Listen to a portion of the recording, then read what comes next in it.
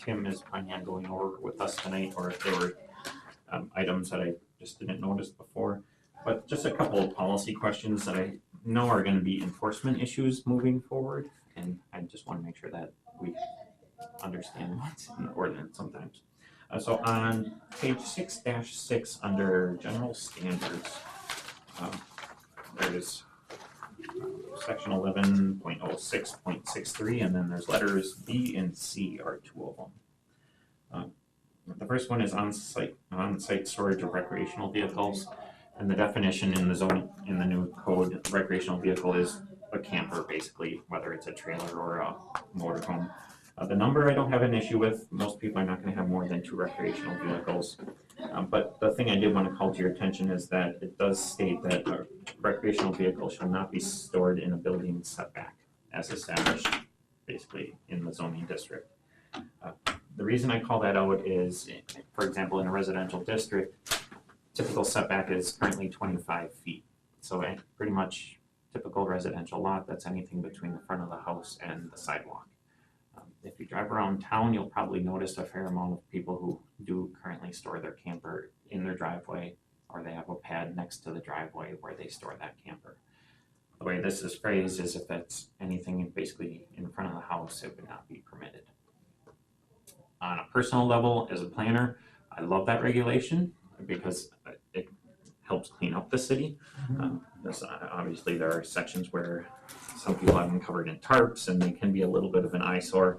Some neighbors have to look out their front window and all they see is a camper. So there is a reason for the regulation and it makes sense, but it is going to be a bit of an enforcement issue. People are not going to be happy. Some lots may have a very hard time meeting something like that without looking at an off-site storage solution for their campers. So again, it's not that I'm opposed to it. I just want to make sure that we're aware that that is an issue that if it comes to a head, I guess I wouldn't see it much different than potentially how the membrane structures were dealt with. We angered a lot of people that eventually ended up to city council for reaffirmation. So that's that type of issue in my mind. Is there a way, and I know that this would be rather tedious to do it, but offer non-conforming use status to all the people that are in non-compliance right now, as in what time the actual code is adopted? It is technically feasible, yes. Is it easy? No. The hardest thing to do is that you would have to basically do a citywide survey and go street by street, parcel by parcel, and make up a master list. Because it'll be very hard to, because it could be 3 years from now, a neighbor complains about a camper in the driveway, and if we don't have that survey, it's going to be very hard. It's going to be a he said, she said type of thing. If we did go that route, I would probably want to narrow it down a little bit more to someone who has an established, whether it's a concrete pad or something that was specific to store the camper versus it happened to be parked in the driveway that day. Just because, which would make it even harder, I guess, to make that list, but that is a possibility. And I've experienced a zoning ordinance that was reviewed with my previous employment, and I think it was the year 2000. And this was essentially the rule that was in place. And the board had decided that it's maybe a bit strict to relax it so that you could park out in front, and I would say the community wishes they hadn't. There were a lot of complaints related to boats, campers, things like that, parked out in front. If it was on concrete, not out in front,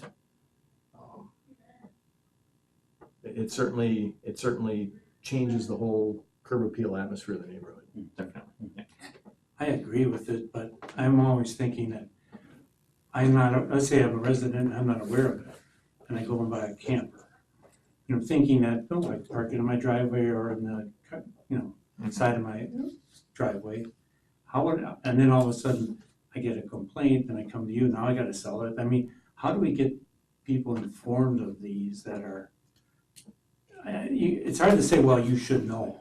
Yeah. I don't know. You should have checked the regulations potentially, but the people reality, don't. Yeah, there are so many things in a zoning ordinance, it's hard to think up front on what it all is. when we're doing such a major update like this, I think it's probably worth considering whether or not the city wants to make the commitment to basically put together a summary of a lot of these type of items. Either whether it's before the public hearing, after the public hearing, whenever, I guess timing is up to the council, but basically goes through and summarizes these, and it's an all owner type of mailing where you're hitting every single person. That's the only way that I think you can effectively try and get the word out at any type of scale. And yet still, I mean, you know you're gonna miss some. Look, we put information in the tax bills all the time and no one reads that. They just go straight to the bill and toss out everything else. So it's definitely not a guarantee by any means. For this type of large project, then there's probably gonna be a substantial amount of notice required for the new zoning map anyway, but if you're piggybacking on that and pulling out some of these items. Yeah, some that are common, that people might just buy a camper or what have you. There might be 10, 20, but out of this whole thing, that might be more predominant than others. Food for thought. And I think it's a classic case where folks that are not, taking good care of certain things, that are the really bad offenders that are creating the need for this, right? There's enough examples around town where people have done a really nice job of keeping it, behind the house or somewhere on the property where it isn't so, visible. And I think that's, it's those that just don't take the care in it that I think is the challenge. I think we have a similar problem though with people that choose to try to park their cars on the lawn. Yep. They didn't know, trying to stay out of the way because you've got maybe several members of the family that drive, and all of a sudden they get a notice that, gosh, you can't park your car on the lawn. And sometimes that notice is the awareness piece. Generally there's not a citation that goes with it, right? You have a certain amount of time. And because it's certainly not everybody in town, it's, that's not sometimes the worst way to handle it, because certainly not everybody's got a camper and not everybody's parking it in front of the house. Right. As was the enforcement strategy really on the membrane structures. And Right. I haven't heard otherwise, it seems quite effective the way we were able to handle that and remedy the issue. It was a pretty substantial issue, right, in terms of scale. 70 to 100 different properties were notified in that particular round. We still get them trickling in, don't we? But yeah, now that the main. But generally, issue I mean, the issue, it was dealt with, council set the standard, Right. people respected that, I think. And I mean, the community character is always that balance, and then how's it gonna be? I agree with it. I do too. It's a matter of Again, yeah, how realistic it's and, a great regulation, and I've seen it work in communities. It's and just- what's the it is a interim step if departure. there is something that can kind of get us there too, and. You have 3 years to comply or Yeah. whatever that may be. We're talking about the RV in the front yard. Just, I'm sorry, go ahead. Well, number one, so we're talking fishing boats too, so. well, this particular section does not apply to fishing boats. It's recreational vehicles, which is defined as It's campers. just a camper, okay, Yeah. okay. I know we've had issues in the past where, we directed Ray over to 19th and Chase, where there's a 30-foot camper, 3 feet from the curb lengthwise, that blocks the visibility of people leaving or turning out of the intersection and stuff like that too. So I'm all for tightening this up a little bit. Certainly. And if there's a time to do it, right? Well, yes. It's this time, I think. And then really, we have a variance process too, so if someone can prove that they have an undue hardship, they may be able to get a variance granted to have it in the side yard or the, adjacent property, especially if they live on a corner lot where it's kind of unique where you only have one side yard and a backyard, so. Yeah, and those that have made accommodations in a real good way to show that they're trying to maintain a good standard of the way it looks, right? Welcome, Tim. You settled in now? Sorry, wait. That's okay. We were making good use of the time. Good.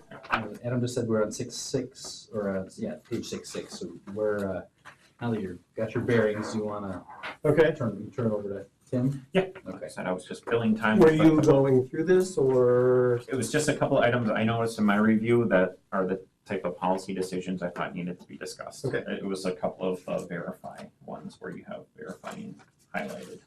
Okay, and that was on. That was the very first one we had tackled, so that's all you had. Okay, So we didn't miss much. so that was on page 6.6, okay. So we didn't cover page 6.1, we didn't cover. Okay. I went specific to that one. I see. So we'll just go back to page 1. And like we've done in the past, we'll go page by page, but I just want to kind of highlight some of the key parts of this. And again, this is the part of the zoning code, talking about zoning districts and some of the general parameters for different kind of land uses. In section 02, we're establishing all of the base zoning districts and all the overlay districts. And this will become a little bit tighter when we work actually on the zoning map. And then some of these things might become a little bit clearer. But essentially base districts, overlay districts, and then planned development districts. Okay. The next section, unless there's something earlier, is on page 6-3. And this is the consistency with the comprehensive plan. Under state statutes, any rezoning has to be consistent with the comp plan. Okay, comp plan is the starting point, and then it goes from there. So what we did in this section was to list the base zoning districts across the top and identify the future land use categories on the left. And if somebody has a property that is zoned commercial, or I'm sorry, classified as commercial on a future land use map, then it could be zoned B1, B2, or B5. They can't say, well, I want to do a residential. Okay, so this provides some parameters. And when there's multiple zoning districts for a single land use category, then you're going to be looking at, does this make sense? What's surrounding it? Are there other similar properties zoned that way? And then you just go through the zoning process like that. Okay.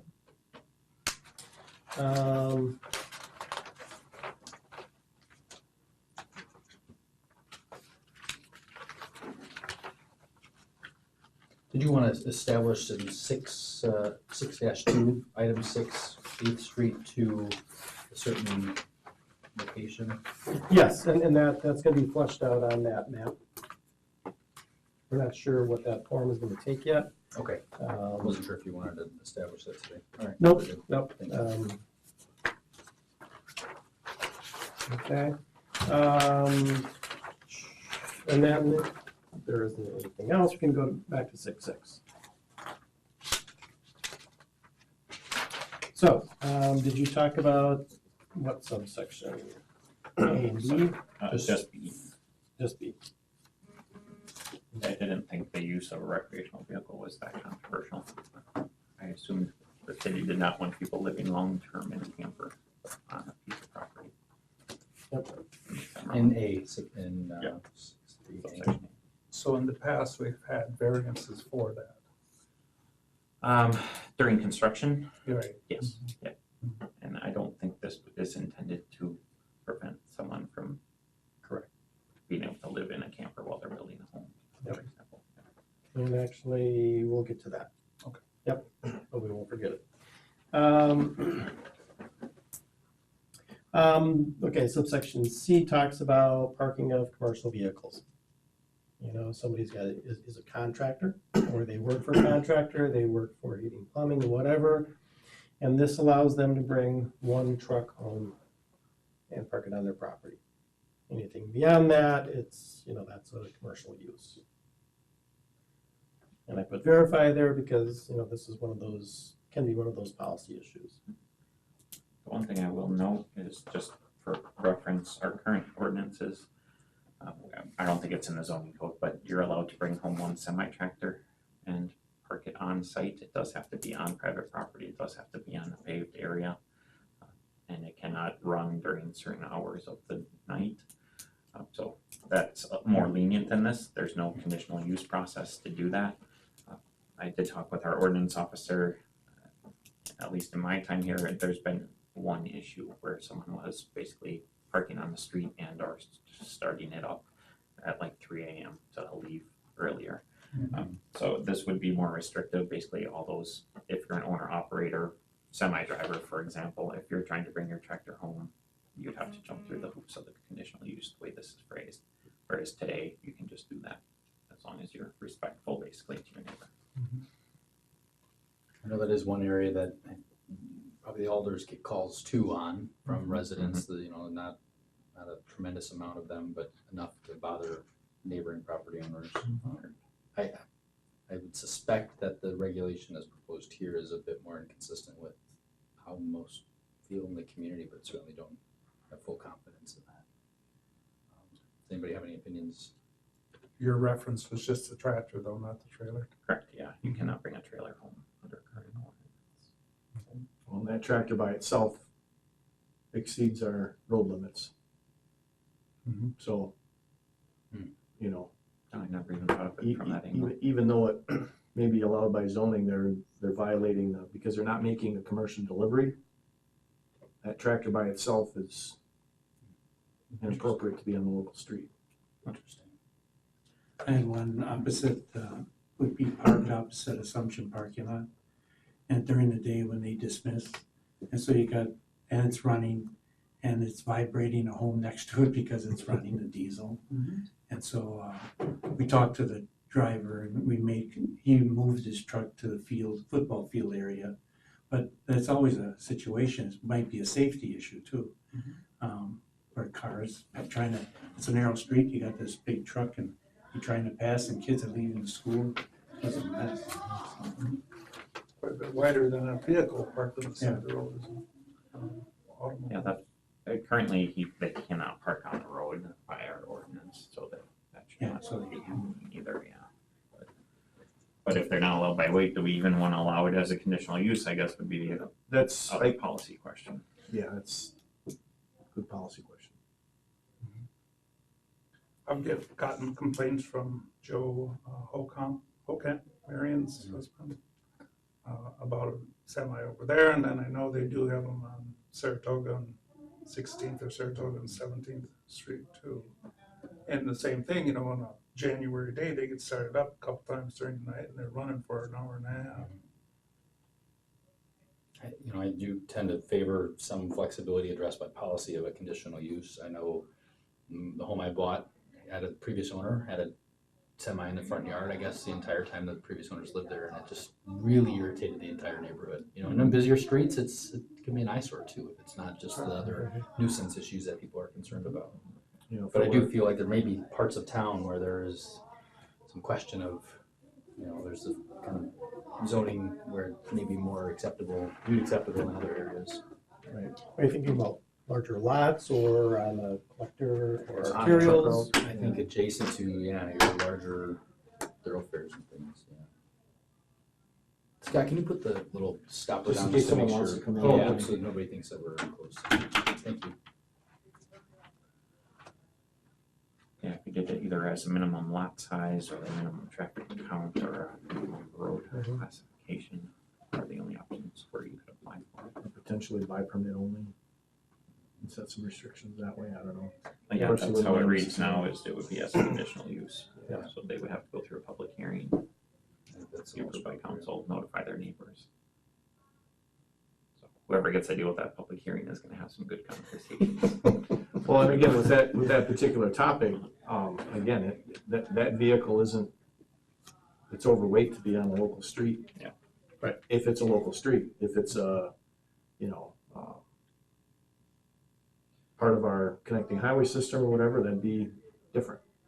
So what about the 20-foot enclosed trailers or whatever else that are associated with that business purpose? It says a panel truck or pickup truck that excludes trailers, if I understand that correctly. I can see that being Yes, I mean, if it's a person that has their own business and they're parking their own truck,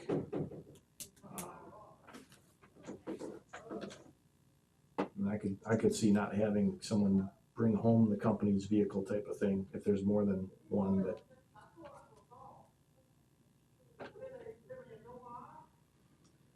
So this is really, the intent here is to avoid if it's Joe's Carpentry and I've got 2 pickup trucks and 2 trailers, I really shouldn't be parking those in my driveway because those are commercial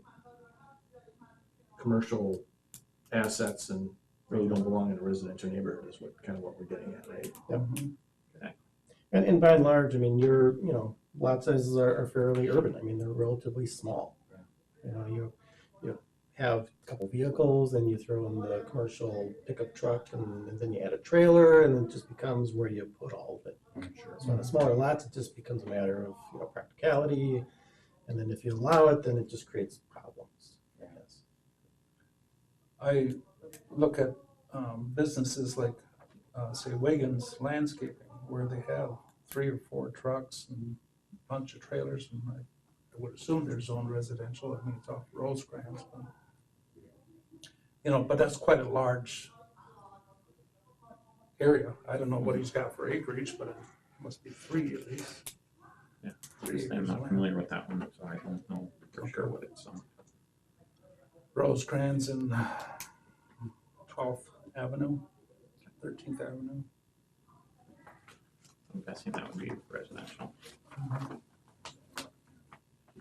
Okay.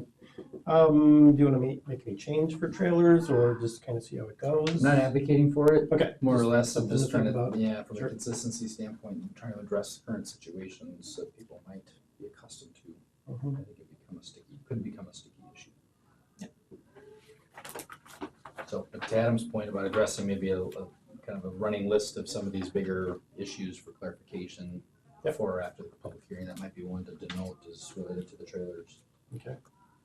I'm less concerned about the semi, I'm more concerned about the big trailers. I'm not necessarily advocating one way or the other, but trying to find maybe a compromise.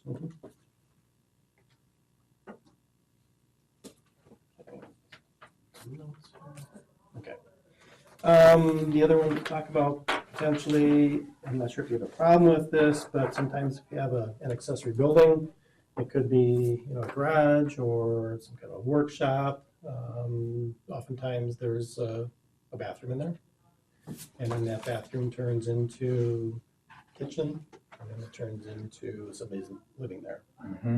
I'm not sure if this rings a bell or if you have any situations like this. But whenever you have plumbing in a building, people say, oh. I don't know that it's been an issue, at least that I can't recall at the time that it's been an issue. I think with maybe some of the commercial buildings that I can think of over by Taco John's where it turned into a living quarters, but with residential, I don't know. The conversion of. So maybe subsection F is pretty close to your current, policy, I guess. Or you haven't have a problem saying that you can do these things, right? Okay. Other than the few case-by-case situations, maybe it's not a problem. Okay. On the next page, subsection or section 66, negative use restrictions. Okay. Quite often, pharmacies and grocery stores do not actually own the building that they're in. They lease the building, and then they lease the building with a stipulation saying you, the property owner, can't lease this to another pharmacy or another grocery store. Because they just want to limit, the competition, so to speak. So this is, something that is more and more common is to say, negative use restrictions are against public policy and they cannot be enforced. Okay. And again, the problem is, you've got a perfectly good building and, you only have so many users that can go in there. And if you limit it, then you're going to have vacant buildings and, maintenance issues and things like that. It's kind of related to the dark store situation. Yep, exactly. Is this only on landlord-tenant type arrangement or even on a sale? Both. Really? It really doesn't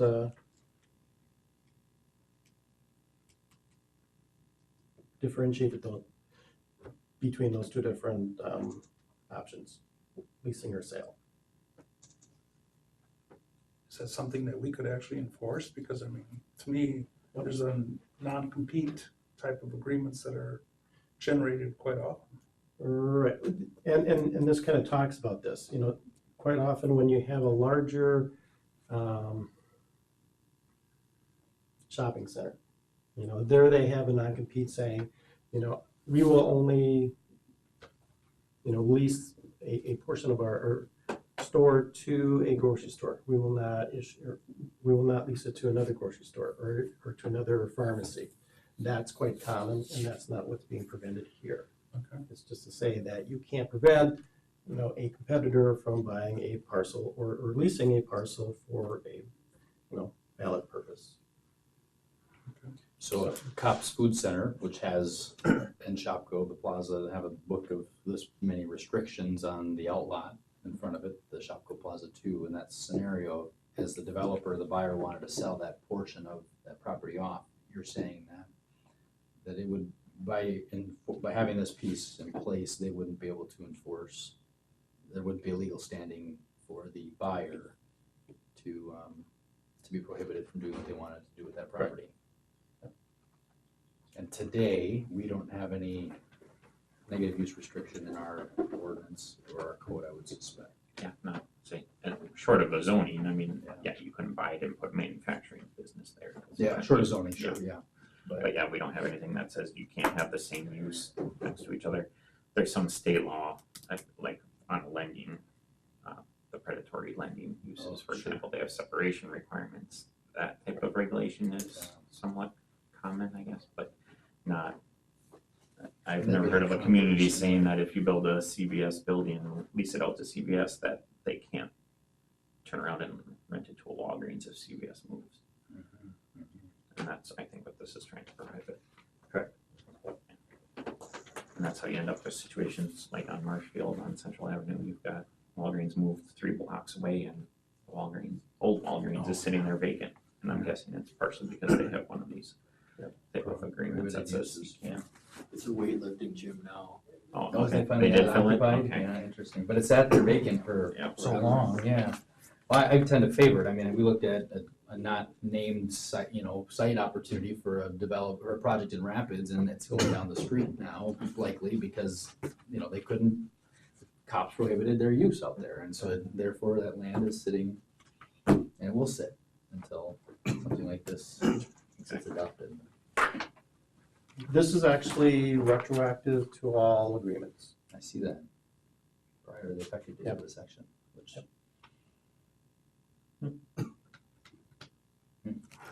Have you found scenarios where that has created a rub? I mean, Yeah, I'm sure. yeah, I mean after the fact, of course, but not through the approval process. I can't imagine it's Yeah. buried within this project. Right. I can't think of too many other places you identify some of the other ones in terms of creating a problem for somebody.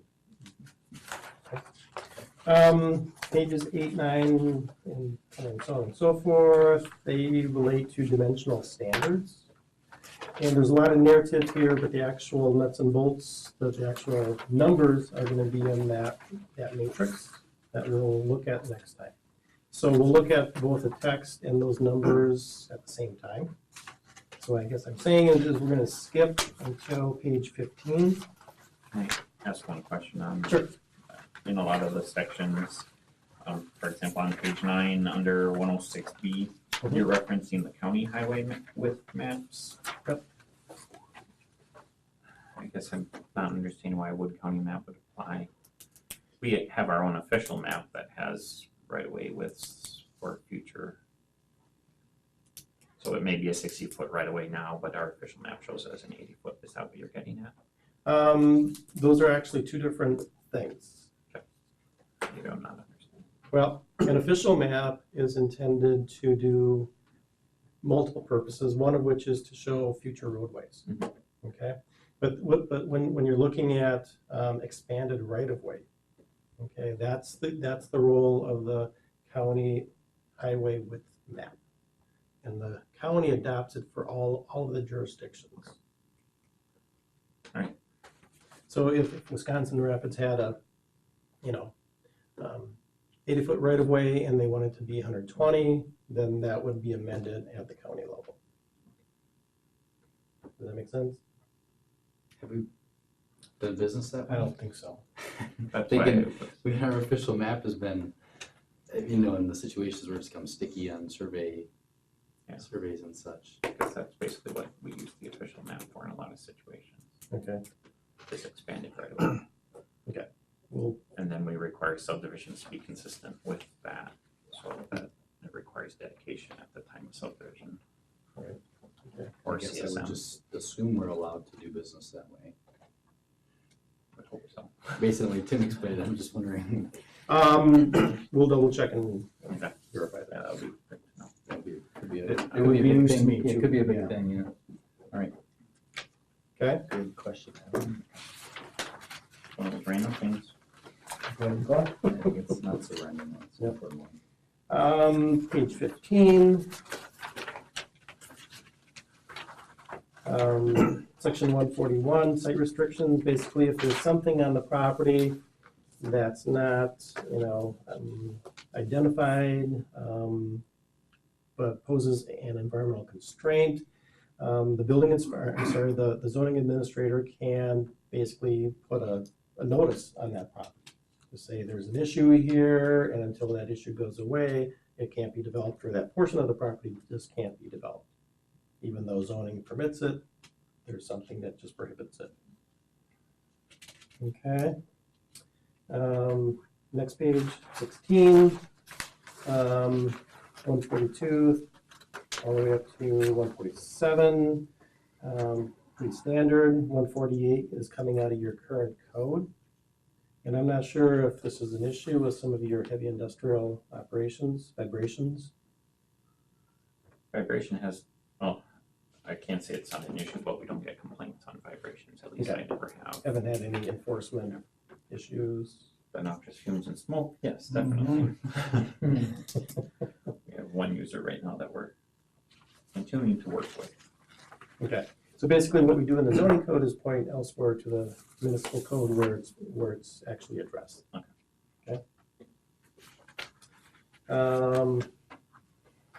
Okay, the next big one is site design, division 6.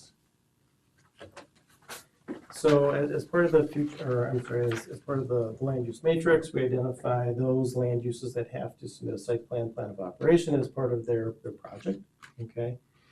And this talks about some of the general design principles that they have to follow. There's sections talking about parking and so on and so forth, but this actually talks about how everything kind of fits together on a piece of property.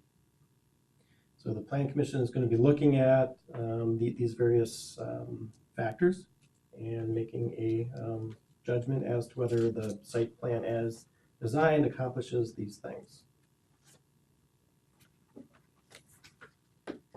This is kind of I would say the bare bones. You could certainly add more site design principles, but this is, probably a good starting point, and then you can always build on it.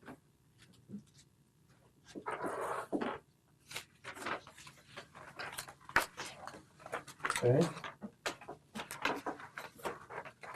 And then what is relatively new is Division 7, because right now you're really not looking at the substance of the building. What does it look like, right? So the first section, 201, provides some legislative findings. And then again, looking at the land use matrix, it's going to identify what buildings have to be reviewed as part of this process.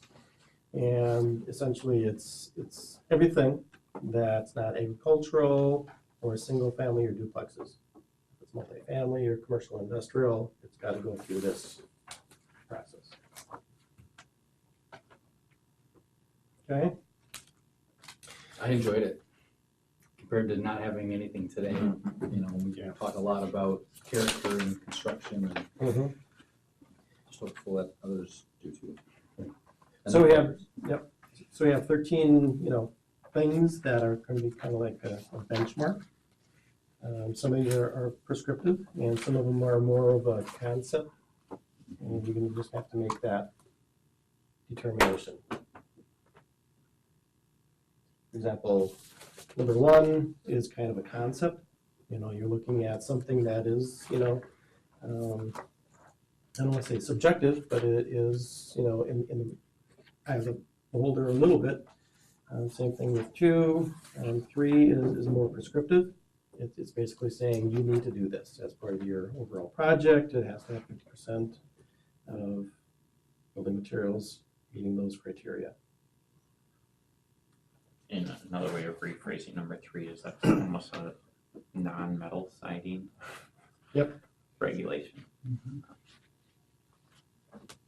So obviously right now, if you look through our industrial and even some of our commercial areas, just the erection of a metal pole barn is allowed.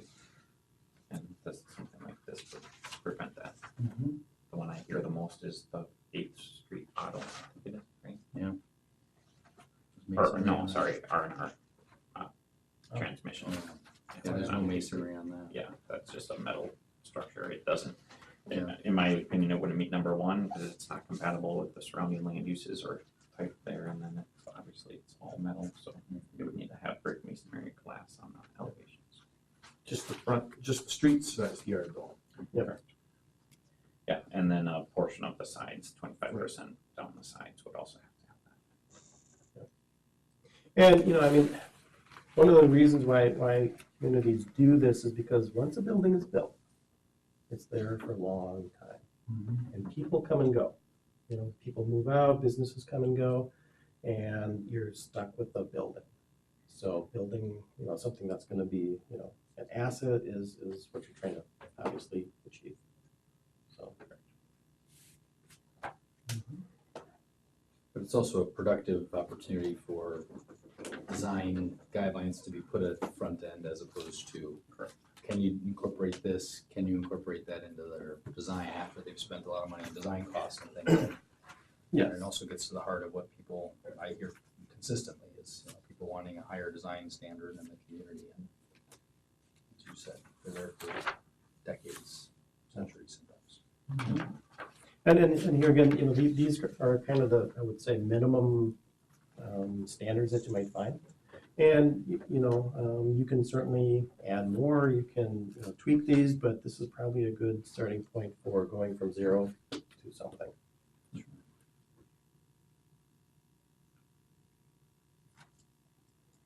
Now, when it comes to the downtown area, we'll have a separate set of standards just for that, just because the building types are just totally different.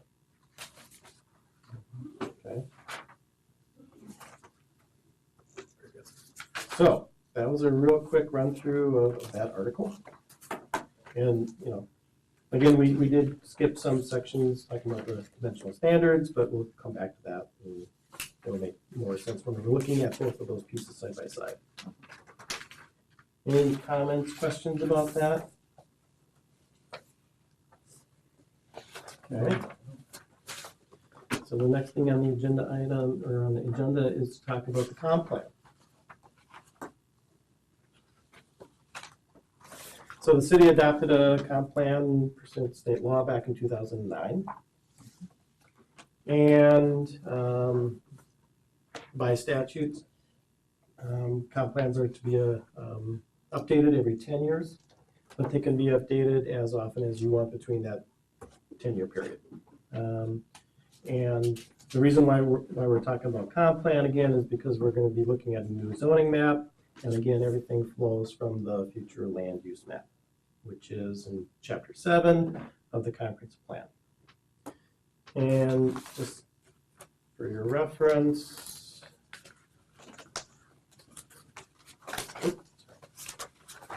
this is, I'm passing around a map, the future land use map. So this is really the focus of why we're doing the comp plan update, is to look at this map and make sure it is current. Some things were just incorrect, and obviously some things have changed since it was adopted. So the primary focus again is the future land use map. Okay. In order to build the future land use map, there's text in the Chapter 7, And what we can do is kind of turn our attention to that. Because again, the future land use map is the end product of this chapter. And what we did was, take the current text of chapter 7 and we updated various things. We didn't make many changes until we got to page 7.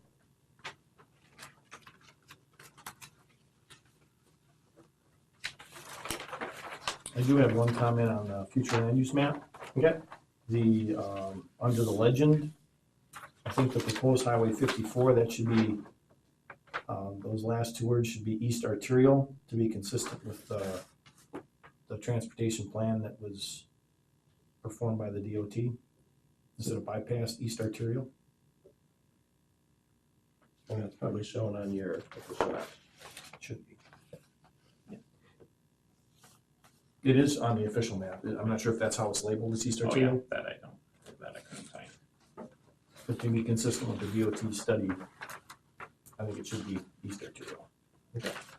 And just as long as we're talking about that roadway in the official map, essentially the the official map says that nobody can put a structure within that particular alignment. And that's the way you guys use it, right? Yeah. Okay. So that, the purpose of the official map is to say, we're reserving this land for this roadway and, you can build around it, but you can't build within the proposed right of way. Okay. Page 7.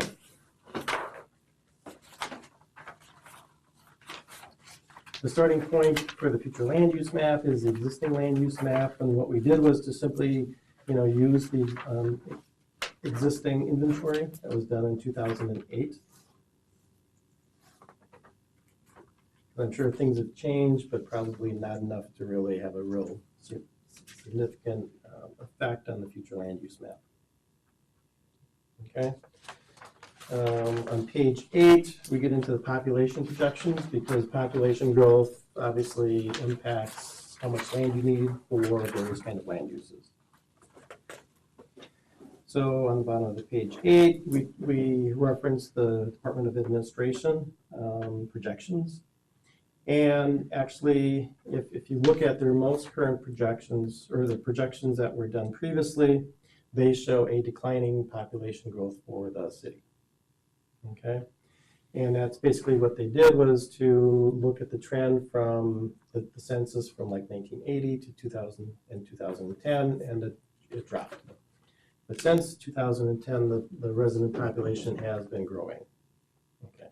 So we use a different alternative approach to projecting into the future the population growth. So what we did was to look at the population growth from, where's that? From 1990 to 2015. And there it does show a positive resident growth. Not a lot, but over the next 20-year period, that translates into 300 additional people, which is better than the DOA projections. Okay? And then with that population growth, a certain portion of those people are going to be living in group homes and in those kind of settings, because what we're trying to get at is housing units. So we're going to be subtracting those folks out and ending up with a number of households. And then basically that's the number of housing units you need to occupy or to supply for those people. But then you always have certain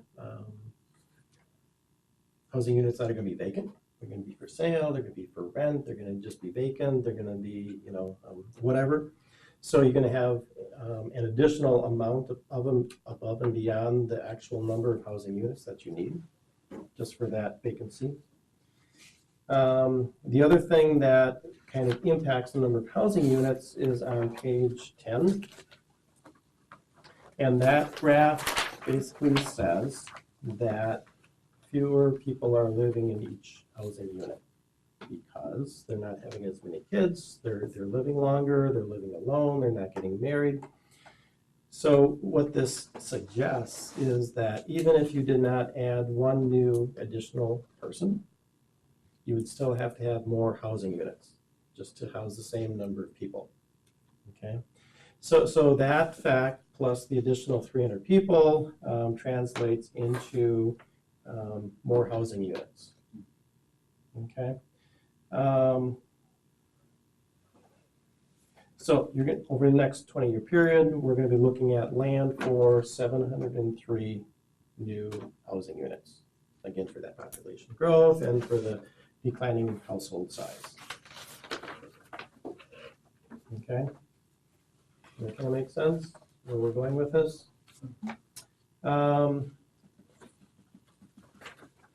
So on top of page 11, then we do some employment projections, and what we did was to simply use the average of 115 people or new jobs per year that was generated as part of the 2009 comp plan, and just projected that forward.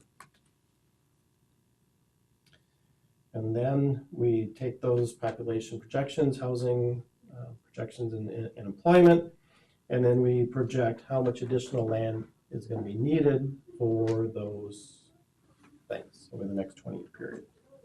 So, not a lot of land for commercial or governmental and industrial, but the bulk of the new land use is going to be for housing. Okay, kind of makes sense because you have to have a lot of people to support business and industry and so on and so forth.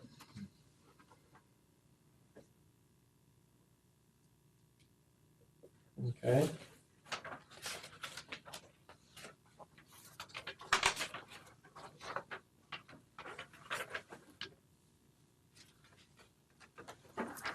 I'm assuming you also took a look at the employment and housing projections that were part of the housing study. I know you referenced the housing study as far as the redevelopment and infill opportunities, but did you look at their housing unit projections and that type of thing, or did you just want to go with this kind of straight line similar to what they did in the previous comp plan?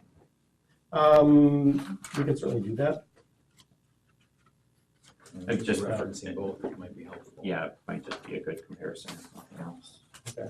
I wondered that when looking at the 703 housing units and recalling what the housing study indicated.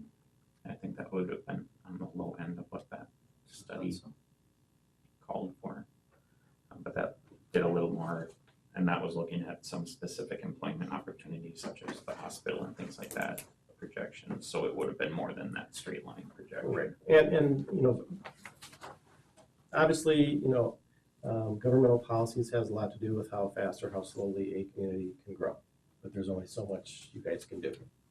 You know, I mean, if you were to do a lot more in terms of economic development, and I mean, if you had more projects coming online, then you know these numbers would be different. But it's just simply looking at historical. Right. So yes, we can take a look at that. Yeah, even just citing both, I think that might be helpful, giving more of a range. I mean, I think the safe way to talk about the demand as it's proposed here is a very flat line, I think straight line, flat line kind of things continuing as they are, yeah, right. Which makes sense for a comp plan, obviously. You're generally more conservative, but it would be Okay. good to reference. I just know people may reference things and pick up on things in different areas. Yep. And you know, maybe what we can do is simply just show a straight line projection and what the housing, you know, I think so. is showing to say, well, these are two possible scenarios, and we're probably someplace in between. Yeah. Or nowhere near. Or Because nowhere all near. projections. Assumptions. Okay. Top of page 12, we talk about infill development, and as Adam was mentioning, the housing study did look at that, and they did look for vacant properties, and there's not a lot, well, I shouldn't say there's not a lot, but there's 120 smaller parcels that fit their criteria, so some of the additional growth might be occurring on some of these parcels, or you might be looking at new annexations or larger projects. Okay. Now to the future land use, what we did is to kind of look at your existing classifications, and then we're proposing something a little bit more generalized, and they're listed on top of the page 13.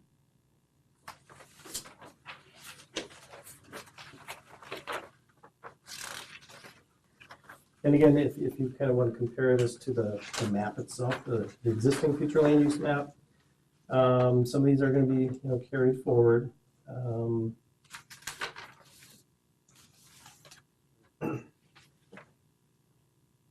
But we're not going to be showing parks and open space. We're not going to be showing agricultural and forest land, because that might have some development potential as rural residential. So we're going to be going from 13 categories to 7. And because of that consistency requirement, there's always a tension: how closely does the future land use map mirror the zoning map, or do they basically serve the same function? And that's not the intent. Mm-hmm. The future land use map is to be general, and when you get into the zoning, then you get into the actual details of actual zoning districts. Okay. That's a problem we run into now, which is one of the reasons I'm not a fan of our current future land use map. It gets a little too specific in locations. Yep. And creates issues where they're showing ag forest, which probably should be shown for development and that type of stuff. Yeah. The other one too sometimes is when you're showing, and I'm not sure if you do, but the churches as governmental institutional, and then sometimes they close. Mhm. And then you have to start, and you have to amend the future land use map as a starting point to say, well, now it could be commercial. So that kind of, having more generalized creates more flexibility, I think. I think even for schools, I mean, we have a situation where there's a proposal to close a school, and we would like to see it reused for something, and if it's just shown as institutional, Yeah. that kind of creates an issue. And, as long as you bring that up, I mean, if that's the case, sometimes it could be a public school, private school, or whatever within a residential area. Mhm. And, it's basically a building that, more or less served a commercial business, so to speak. Cars coming and going, and, there's big buildings and so on and so forth.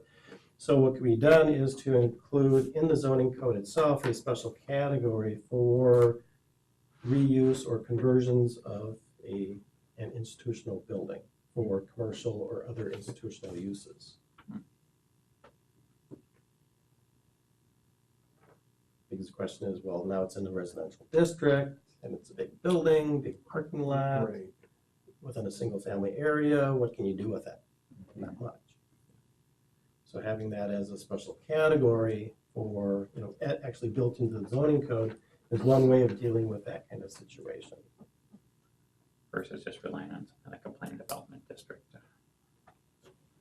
That could be true. But it's not, I mean, administratively, it's a bit of a project, but to first meet and adjust the map for that rare situation probably wouldn't be that big of a deal. As long as you're not amending your future land use map on a monthly or Right. every other Right. month basis, yes. Right. But if it's once every couple of years, that unique situation comes. Right. And, quite frankly, I mean, some communities, they say, we will amend our future land use map one time per year, period. And if you miss that deadline, you have to wait a year. So that's why you want to kind of sometimes build in some flexibility. So you basically take them as they come. And you haven't had that many. We haven't done any targeted updates Okay. to this map. I'm really impressed by the number of errors are in here. I didn't never take a close enough look at Don't it. look at it. The It's- entire it's- airport is listed as residential, all the hangar development area. This is all residential. All the vacant lots around the Yeah, course are agriculture. agriculture. Anyway. So as part of this project, we're going to be fixing that. Yes.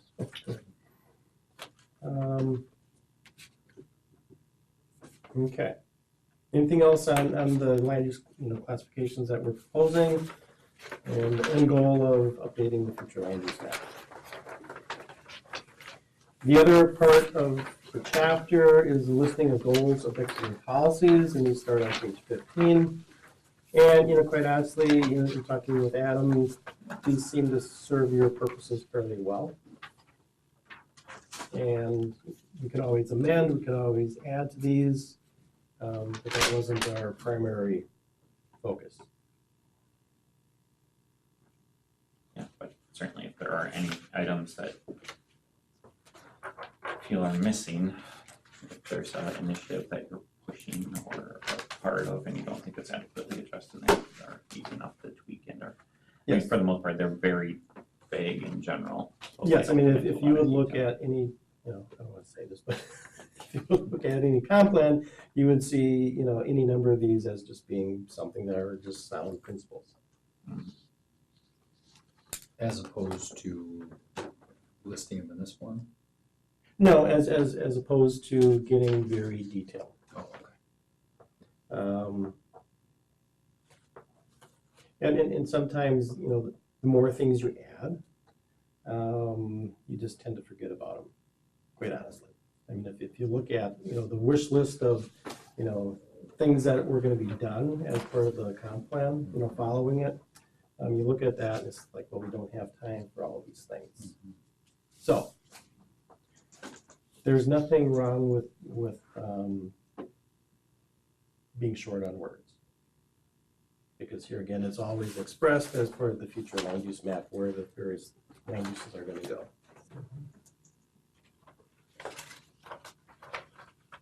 The only one I thought was missing, and I only thought it at the front end of the 81 comp master plan description, was around density, which is addressed in here as both as a goal in number 1 and objective in number 1 in terms of infill or more dense and efficient development patterns.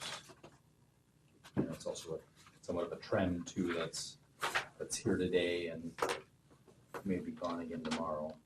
But other than that, I think it's, unless somebody else saying harping over any of the specifics, or they seem to be all encompassing, certainly something in it for everyone kind of feeling too. There's a lot there, there's a lot of them identified there. And, quite honestly, I mean, it's one thing to say something in the comp plan, but if there's nothing in your land division code or your, zoning code, this is not enforceable. It's basically just vision and, aspirational. And if you don't have anything in your comp plan to back it up, it just won't happen organically. So I tend to put a little bit more effort in the zoning code because that's where things really happen.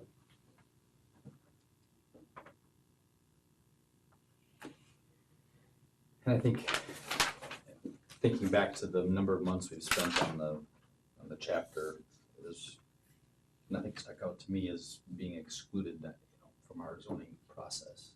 I tend to agree, codifying or building into the zoning code is certainly a much better approach than aspirationally putting it all here in as a goals objective Right. in the policy. Yeah.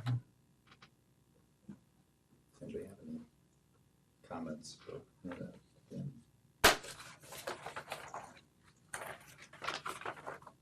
Okay. We went through that kind of quickly.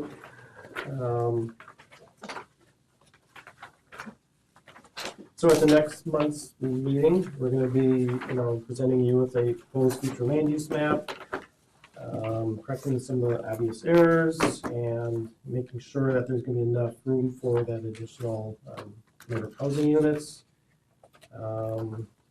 And then, as part of that, we're also going to be working on the zoning map. So here again, you can kind of compare the two to make sure that what is called for in the future land use map is something that can be done in the zoning map. Okay. The other point that Adam asked me to talk about was timeline. And, quite honestly, I mean, we're almost to the end of things. We have to backtrack a little bit on some of the revisions that you had asked for previously. And then we've got a couple articles to draft yet. The one that is probably going to be the most significant is, a chapter looking at building types. So we're gonna have, single family house, duplex, multifamily, commercial, and industrial. And then in a one-page summary, talk about offset setbacks and, how things are arranged on a property. So that when developer comes in, you can say, if you're building a multifamily, this is a good starting point. This basically in a graphic format shows a lot of things that you need to take into account when you're, creating your site plan. So that's gonna be something new and I think very beneficial. We've got something mislabeled here. That's impossible. I was just trying to figure that out. Looks like myself. what we currently have for Article 6 is actually Article 5. Oh, it's moved around. Specific procedural requirements are Article 5. General is 4, which we currently have is 5. Yeah, I think that might be the table of contents. I don't know that I would rely on, Okay. because things have kind of constantly Um, changed, but. The table of contents that I have has a draft date of February 13th, Mhm. 2017. Yeah, and using that one, Section 6 is zoning districts and land use. But in our book, Section 6 is specific procedural requirements. I think that got moved to a different chapter. You should have that one in somewhere else now too. Yeah, so that should be 5, except in 5 I have general procedural requirements, which should be 4. 4, I have also general procedural requirements. Oh. So is that Okay, so, 4, okay. 5? So you have 5's to gotta go, because that's 1.0, and 1.1 is now 4. There we go. Okay, I was, We did some cleanup, I think. Yep. What was that, 2 months ago? And, I really debated, no, that's fine. because I knew, we're so far along and then we kind of shifted things around, but in the end, I think that, in terms of organization, it makes sense. but zoning districts and land use should be Article 6 and special. or should be specific. Article 5. Okay, and the version I have yet is 1.1, which says Yeah. Article 6, so. So 6 just changed to 5. Yeah. Get rid of version 1.0. Yep. Replace it with the 1.1 with the amended. Okay, 6 to 5. Okay, as long as we've got a couple minutes. Let's just go tab by tab. Okay. So Article 1 should be draft 1.0. That didn't change. 2 is now draft 1.1. It's entitled Interpretation, Construction, and Definition. So somehow I still have 1.0. Yeah, There's still at 1.0. 1.0. Okay, you do? Adam does, yeah. Okay. Okay. Hold on, Adam. But I don't know how, and I don't know what the office copy has. This is 1.1 as well. Okay, so just need to get copies of 1.1 Okay. of Article 2. Okay. Do you want me to write down a list of the ones that we need Sure. updates on? Just we need. From 1 of number 2.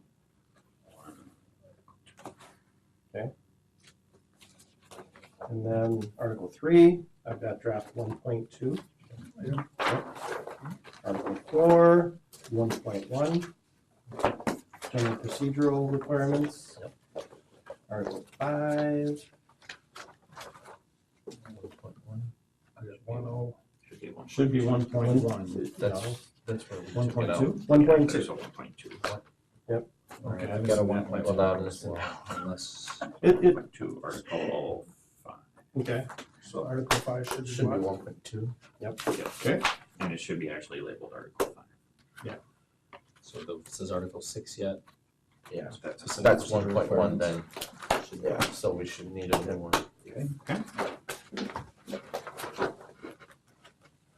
Okay. And then we just went through Article 6, draft 1.0. So 7. This Article 6 should be Article 5. Yeah, Except it should be 1.2. yeah, it should be And we have 1.2, but we only have the Take that out. 1.1. You can keep it, but just pull it out just for now. We should do it. I'll be getting you a new Article We can 5. keep it, but let's get it out of there. Okay. Just for the sake of lack of I see confusion. a version 1.2 for Article 5. Okay. Okay, Now what? Article 7 should be 1.0.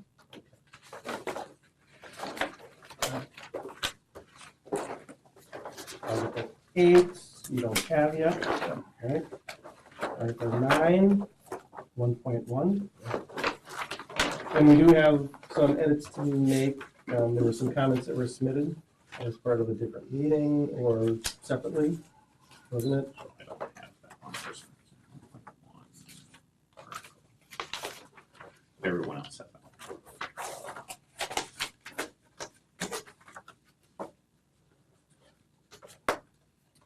Article 10 is blank. Article 11 is floodplain overlay district, 1.0. I don't have a, That's started at 12 or 11. 11 is floodplain.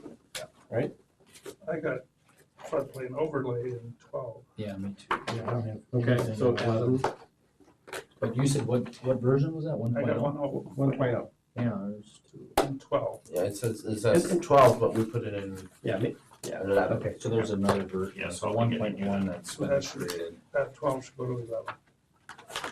how would you pull it out? Adam's gonna get you a new. All right. So 1.0 is not right? It's basically, it's the same as the previous article. I just changed the article number. Oh, okay. Everything else is the same. So pull it out, throw it out. Yeah, So it you'll should- be getting a new Article 11. Okay, Hopefully. 12. tab 12, shoreline wetland overlay district, 1.0. So I have I got that in floodplain. 13. And again, those numbers might change because I just changed the article number. So I have floodplain overlay district. So Not that'll be- correct. That one can Yeah. come out because Adam's they moved that one up to Okay, so- 11. Yep, so that's incorrect, so you can get rid of that one. Just get rid of it. I got So what? 13 is shoreline wetland. Yeah. Okay, so that got moved back. Well, there's shoreline wetland and then there's just shoreline. This, okay. Shoreline wetland is what now? Article Should be Article 12. should be Article 12. And I that's thought we did this 1.0. already. Shall I put that We in? did, but we didn't go to this kind, we didn't go all the way through it. Should I go Okay. 12? And that's Shoreline- draft 1.0. Article 12, that's 1.1. So Article 13 should be Article 12. So Yeah, so the article numbers just shifted out. Okay. That's what- So Oh, housekeeping's good. Don't leave yet. Hmm. Don't you wanna have fun? He's like, people at home are like, what are they? I'll get it when it's all done. Binders. Binders. Okay. Article 13, shoreline overlay. Different than shoreline wetland. And I got that in 14. Yeah. That should be You in guys need that one as well. Just move it to And that's 1.0. That's 13. That should- Yeah. A lot of movement. 14, there's, Don't say that. You just been throwing stuff up. Might as well get a whole new one. Did uh, you wanna collect ours and go through it for us? Yeah, right, you so shoreline overlay It should might be, actually be should be easier 14. if I It might just be, collect everybody's. it might be, and cause, get it consistent. it's getting confused now. I'm sorry, so this was Article 14 and it stays 14, so I'm missing 13. We don't have 14. Yeah, but so our old 14 went to 13, that But was it is- shoreline overlay. Yeah, but shoreline overlay is 14. We shouldn't have moved it. Maybe you should just collect it, Adam, and give us all new ones. The shoreline wetland overlay is 13. Okay, and I don't have a copy of So that. we moved it for So nothing. now we moved it, now we move it back. Okay. Maybe what we should do, and I apologize. That's okay. Maybe what you can do is just write your name on the Yeah. cover or someplace. Yeah, Can get them Do that. and then I'll work with you to get them cleaned up. Okay. Adam, we'll just put it in the table Just of contents then. That'd be perfect. correct, and then greatest. I'll look, see, this is really to see if you guys put any notes or comments anywhere in anything that you reviewed, or if you just make sure you show your work. Okay. Okay, so, yeah. I'll work with them to make sure we've got the most recent various. Okay, you want the map in there? You can hang on to that. You can certainly keep it if you want, or put it in there.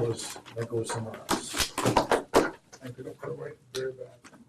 I think where we got goofed up was 13, 14. Yep. So let's just turn to tab 17.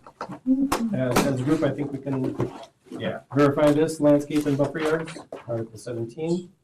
Okay, I don't I see a couple yeses. I don't have, no.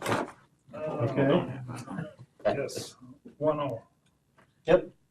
Okay. So we'll catch you. Okay.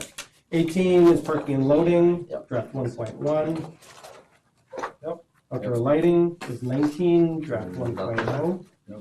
And then be there. 17.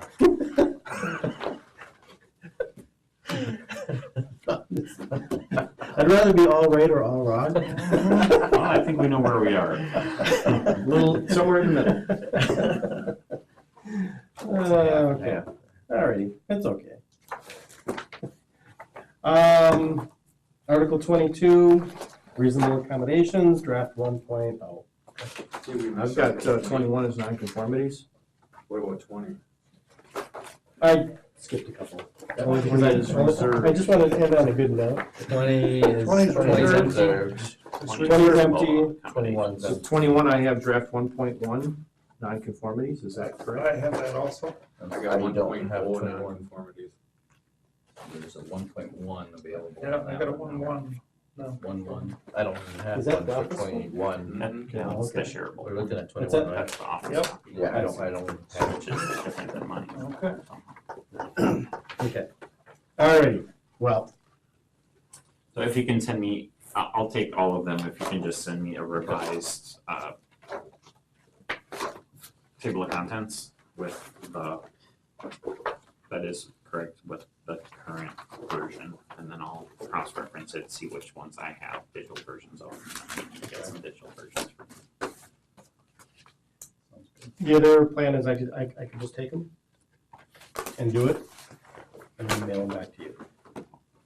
If that's okay. I mean, if you want to do it, that's fine. I had no problem doing it. Okay. We'll just do it that way. Can I have Okay. Okay. Because then that way I verify that I have all the digital chapters as well. Sure. Just because I think I might be Does, missing do you have some identification? I don't think you have identification.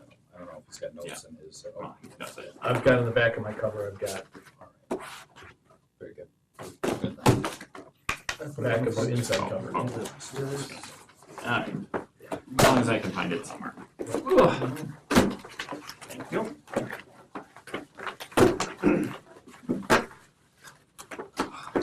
Okay. That's all that I had. Any comments, questions? So we are on track to meet again in June? Yep. So that would be whatever the third Monday is in June. Okay. Any further questions, comments for the order? Please entertain a motion to adjourn.